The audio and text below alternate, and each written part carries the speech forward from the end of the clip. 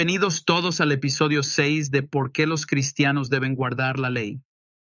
En el episodio de hoy vamos a ver un diálogo muy especial.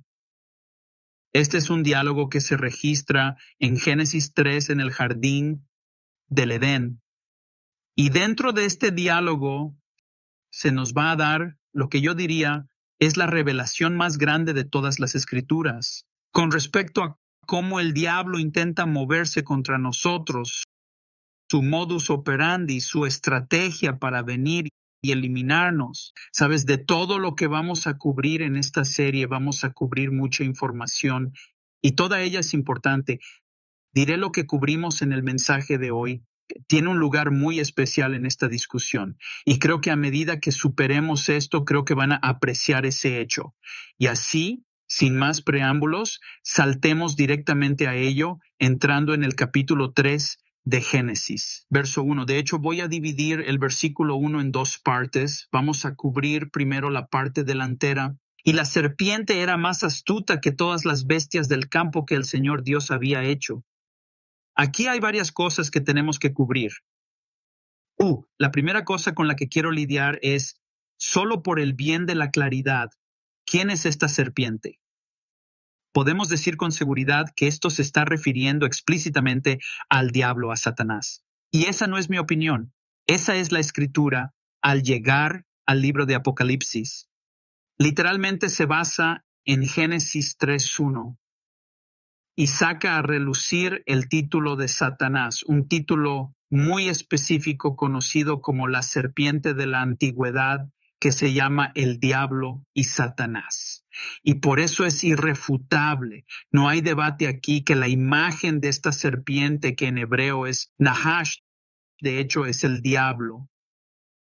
Y solo como una nota rápida al margen, es interesante para mí que Nahash no es solo un término hebreo para serpiente, sino que resulta ser un término para la brujería. En cuanto a la adivinación, creo que no es una coincidencia. Así que continuando, ahora la serpiente estaba más astuto que cualquier bestia del campo. Esta es la primera vez en las escrituras que se menciona abiertamente al diablo, que el diablo es simplemente traído a la mesa y hay tantas características impías que nosotros esa escritura podríamos registrar en esta situación. Hay tantos atributos despreciables que posee y sin embargo solo hay una cosa que se menciona. Ahora, ¿creen que el Señor está tratando de transmitirnos algo muy importante? Y voy a argumentar, es mejor que lo creas. Porque el único atributo que se le atribuye específicamente a Nahash, a la serpiente, al diablo, es el de en hebreo Ahrum. Es el hecho de que es astuto, es astuto, es astuto. No, yo digo, él es engañoso por encima de todo. Es su arte de la seducción y el engaño por encima de todo. Ahora, cuando regresan a Apocalipsis 12 y miran ese título, la serpiente de la antigüedad, ¿sabes lo que está pegado a eso? Es la declaración que engaña al mundo entero. La serpiente de la antigüedad engaña al mundo entero. Esa misma lección ya fue comunicada en Génesis 3:1. Aquí mismo es su engaño. Y entonces estamos hablando del tipo de engaño del que Jesús habla en Mateo 24:24, donde dice que si fuera posible, incluso los elegidos serían engañados. Estamos hablando de un engaño tan grande que capturaría muchos cristianos. Ya lo hemos cubierto en esta serie. Muchos cristianos caían específicamente en el engaño, pensando que podían andar sin ley, cuando en realidad al final se enteran. Fueron engañados por la serpiente y así la serpiente era más astuta que cualquiera bestia del campo. Y esto es solo un rápido, no tenemos tiempo para ir por este camino, pero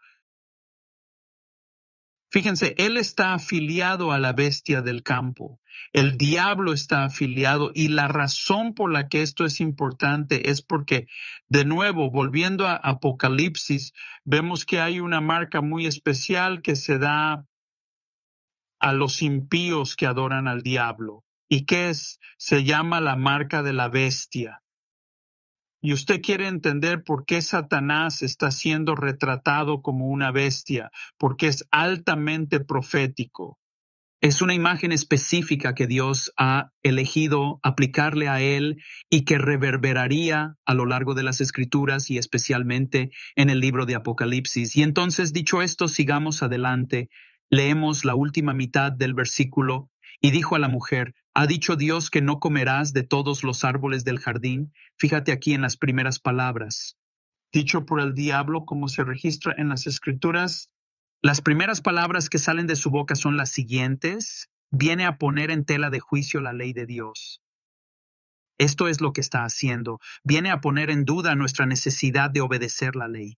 Él está tratando de convencer a Eva de que ella no tiene que guardar la palabra de Dios, sus mandamientos, ella no tiene que hacerlo. Así que él viene y está poniendo en tela de juicio la ley. Muy, muy significativo. Y sin embargo, puedo decírtelo. Mientras miro a mi alrededor a la iglesia hoy y el mantra que escuchan, el mantra prevaleciente de que Jesús abolió la ley. Bueno, yo no tengo que guardar la ley porque Jesús guardó la ley. No necesito hacer eso. No tengo que guardar los mandamientos. Y así hay cristianos que se alejan de la ley de Dios.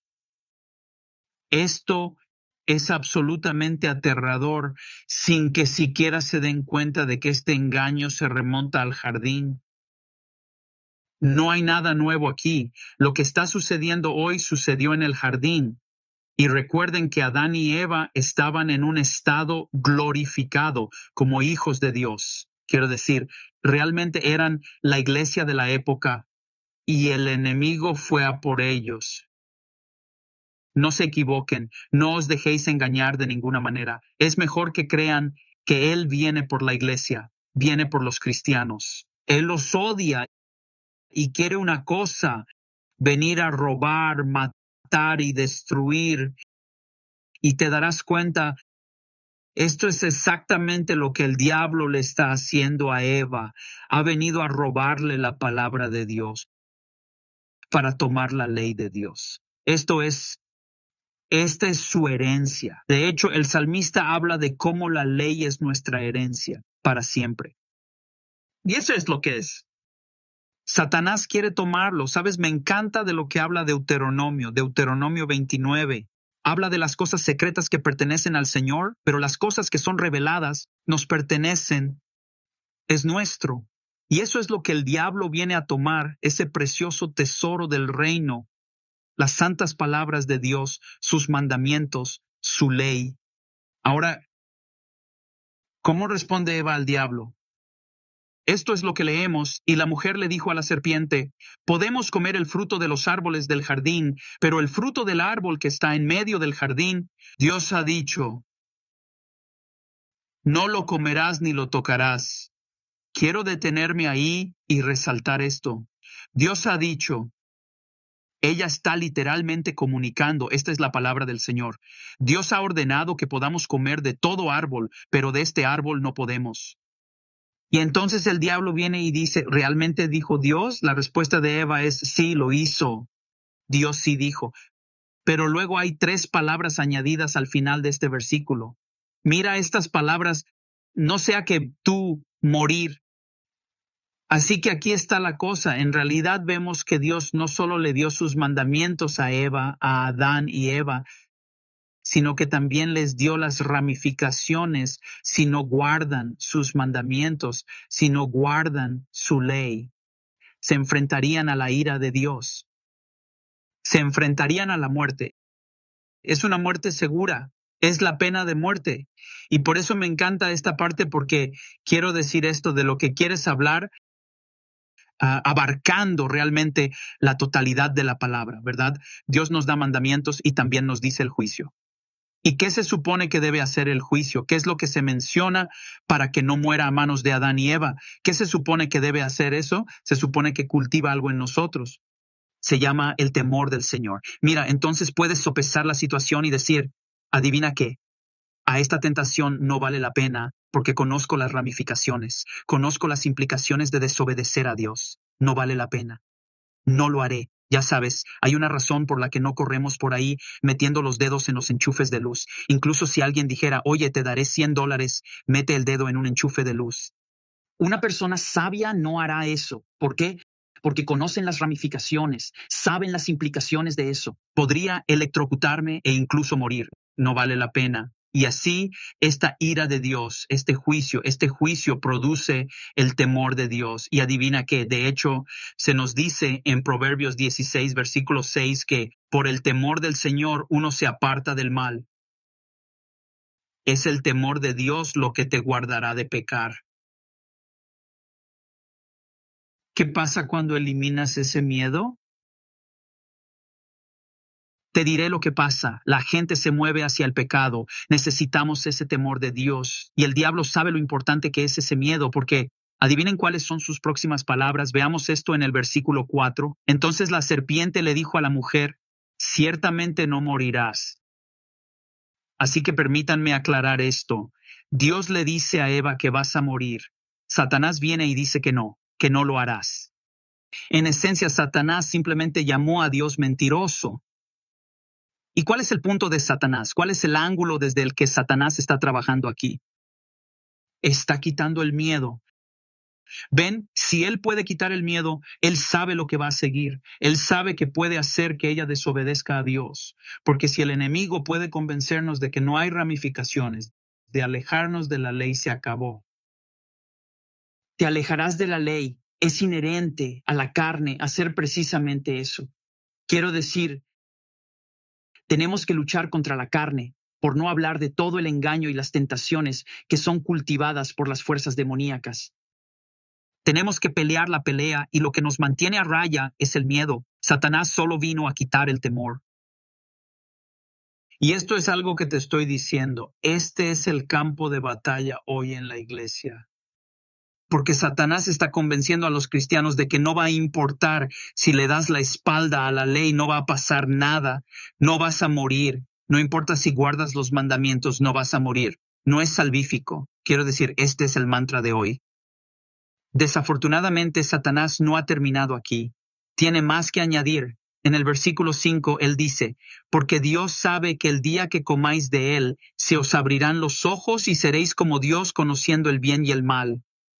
Aquí es donde tú, hombre, quieres hablar de entrar en la estratosfera del engaño de mente. El diablo está mezclando las mentiras con la verdad ahora. Su primera declaración es una mentira descarada. Seguramente no morirás. Eso es una mentira descarada. Pero el versículo 5 es un poco más complicado, porque si vamos a tomar esto en su sentido hiperliteral, es una afirmación verdadera. Y sabemos que es una declaración verdadera porque usted puede ir unos cuantos versículos hacia adelante hasta el capítulo 3, versículo 22.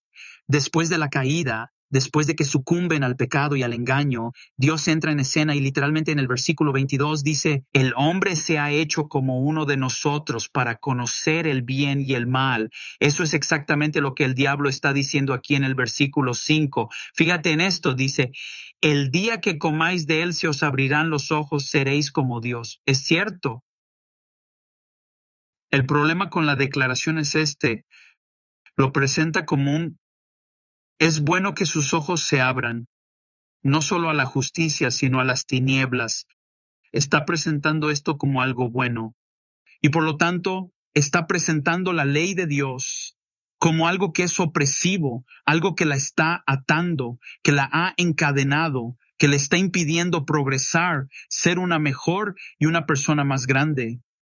No bromeo, esto es exactamente lo que el diablo está haciendo a los cristianos de todo el mundo hoy en día. Convencerlos de que por ti, defendiendo la ley, andando en los mandamientos de Dios, siendo diligente en hacer eso y siendo diligente en no alejarse. De hecho, estás cayendo en un estado de opresión y necesitas ser liberado de eso. Tienes que alejarte de eso y el diablo te convencerá. Eso es lo que significa caminar en libertad. Aunque en esta serie van a ver que las escrituras nos dicen lo contrario. Y entonces, cuando se trata de esto, usted sabe, de nuevo, volviendo a Isaías 46:10, Dios declara el fin desde el principio. Debes tomar en serio esta historia y lo importante que es y cómo el diablo se va a mover contra ti. Ustedes saben, no lo estamos pensando en lo que Pablo les dice a los corintios en 2 Corintios. Él dice que no debemos ser ignorantes de sus artimañas. Y no somos ignorantes porque Dios preservó su modus operandi. Él preservó cómo Él viene a sacarnos y nosotros sabemos por la santa palabra de Dios. Y ese es todo el tiempo que tenemos por hoy. Que el Señor los bendiga y los guarde y espero verlos en el próximo video.